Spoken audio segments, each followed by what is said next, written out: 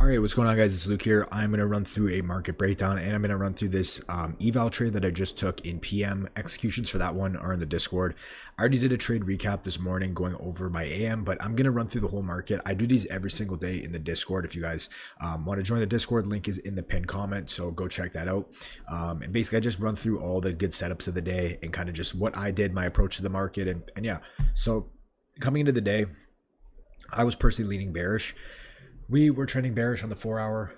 On the 1 hour, we were trending bearish, but we had these lows down here. We had Wednesday AM low, and then we had the Wednesday actual low. We had some draws lower that I was waiting to see. So I was saying if we displace lower, I'm looking for shorts towards those. Otherwise, if we get manipulation down, then I will look for, longs back to the upside. But my main idea coming into the day was using this 30-minute bearish gap as a condition. If we respect it, we'll look for shorts. If we flip through it, then we look for longs. So market opens up. We're initially delivering out of this 30-minute gap, right? So first trade I took, if you guys seen the trade recap, I'm running through it again, but I'm going to go through it just because I'm going to explain everything again.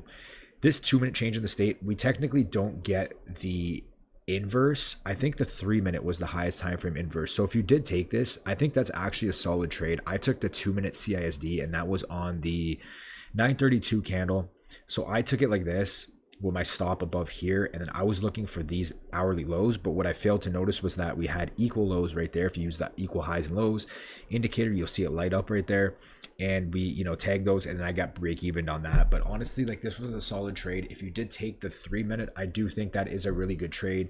3-minute inversion down, so your entry would have been right there, your stop would have been either at the body or above the wick, and then if you did target to those equal lows, you would have just hit, wait, did you hit TP or no? You might have gotten break even as well. Oh, no, yeah, you would have just hit literally just to the, like, right past it. So you would have got a small winning trade right there, a 1-to-1 or so, a little bit more depending on your stop loss placement. But I think that's a solid trade. We're delivering off our 30-minute bearish condition. You're getting a nice displacement to the downside. You have equal lows and hourly lows below. Again, you either got break evened or you won that trade. So great trade in my opinion. From there, what happens? Price comes down, sweeps out sell side. Okay, so we sweep out, I think it was just this hourly low. Now, yes, we had these lows down here, but you guys can't be thinking just because there's sell side down here we're gonna go to it. If you get a reaction the other way, that's the problem with a lot of people. I see people like complaining and coping and saying like, oh, there was sell side below.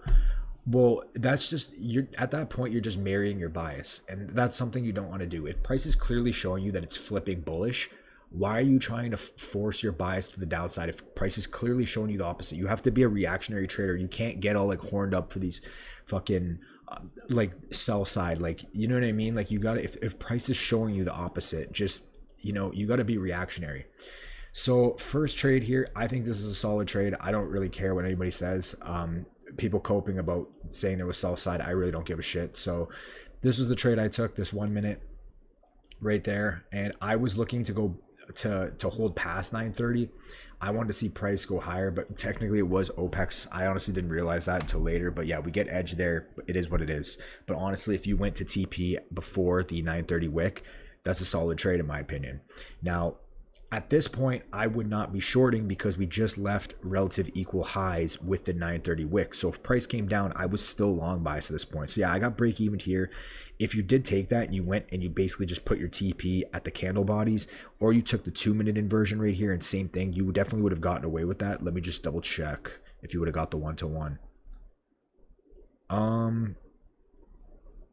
Oh wait, maybe you wouldn't have got, well yeah, if you moved your stop up, you definitely could have got away with that. But yeah, whatever, as long as you TP'd before the draw, that was a winning trade. At this point, you have to understand, right?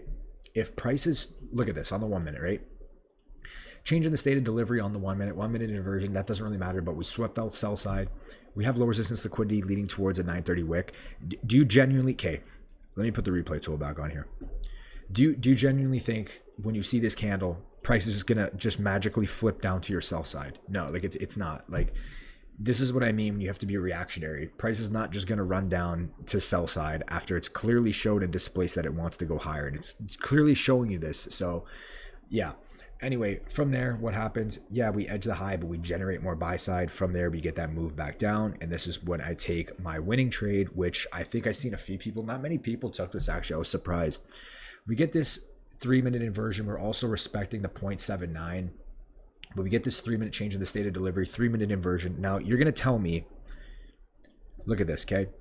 Relative equal highs with the 930 wick, 3-minute inversion, 3-minute change in the state of delivery, and what's more probable, for price to run up to here or for it to just completely reverse down to the sell side draws? Like, anyway, 3-minute change in the state of delivery. This is a solid trade. You could have went for the smaller move to this 930 wick.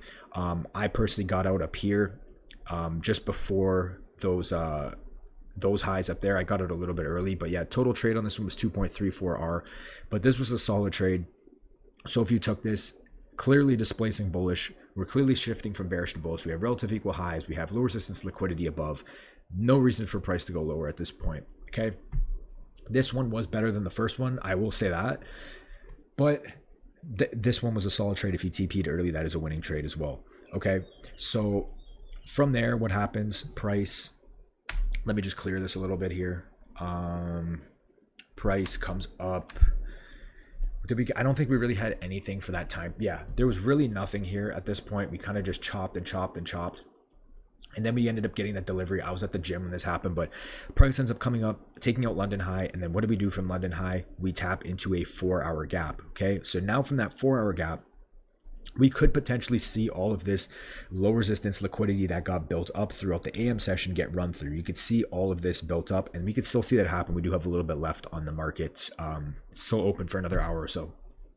So basically, I was just checking my phone, and I seen price tapping into this 15-minute gap, and I knew at this point, I said to myself, if we did get, a clear chance for shorts, I would like to take shorts to see this low resistance liquidity, like just this bit here, get taken out. If I get the chance on an eval, just as like a forward test, I didn't want to trade my fundeds in PM on a Friday. That's usually a bad idea. So what I seen was price swept London, tapped off this 4-hour, it's rejecting off a 15-minute bearish gap. And then we look at ES at the same time. ES never took London, never topped that 4-hour, so we do have a bearish SMT. On top of that, what is ES doing? ES is respecting and rejecting out of this 15-minute gap, okay? I think the 15 was the highest, yeah. So what does ES also have below? Low resistance liquidity. It has this, it has this, it has this one, like all of this low resistance liquidity. So if there is confirmation for shorts, I'm willing to take it. Again, if this was like an AM trade, I would have been all over this. This is like a textbook 15-minute continuation. We sweep out buy side, in this case being London high. We tap into a 4-hour gap.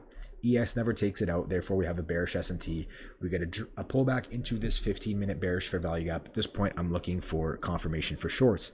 Now, highest time frame inversion here was this 3-minute. But personally, after I seen this 2-minute CISD, you could see that the 2-minute just closed below. Strong 2-minute close. I think it's highly unlikely that price is going to want to reverse from here and hold that 3-minute gap. So I take the entry on the 2-minute. I went break even here. Now, normally, like I've been saying, I usually don't like going break even on evals, but since it was a Friday in the PM, I really just wanted to see price flush, and I just honestly did not want to take a loss there.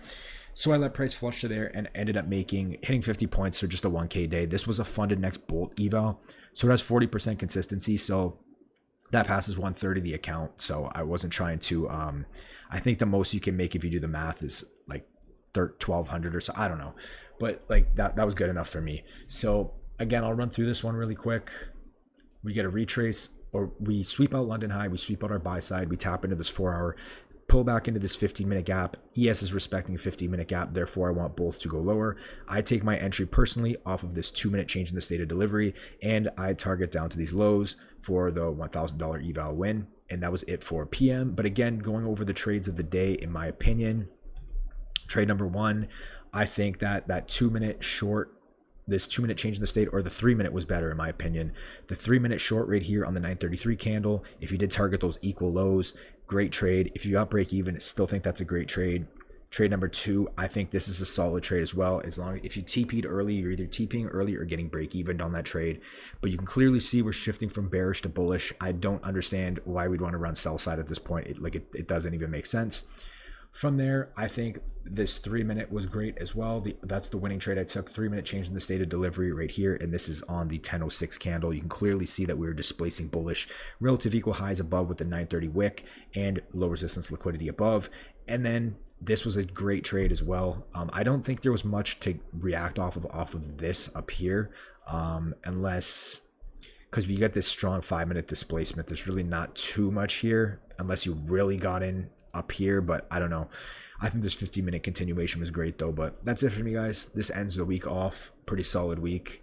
Yeah, let's hope for a good PA next week. I'll be back at it with some videos. I got a recap on my Asia trade tomorrow that I took last night. I'm going to upload that tomorrow. And then on Sunday, I got the weekly outlook. So make sure you stay tuned for that. Keep your notifs on. And yeah, code LukeX. You guys want any accounts? Funded Next, Top One, Alpha. That's it for me. I'll talk to you guys in the next one. Peace.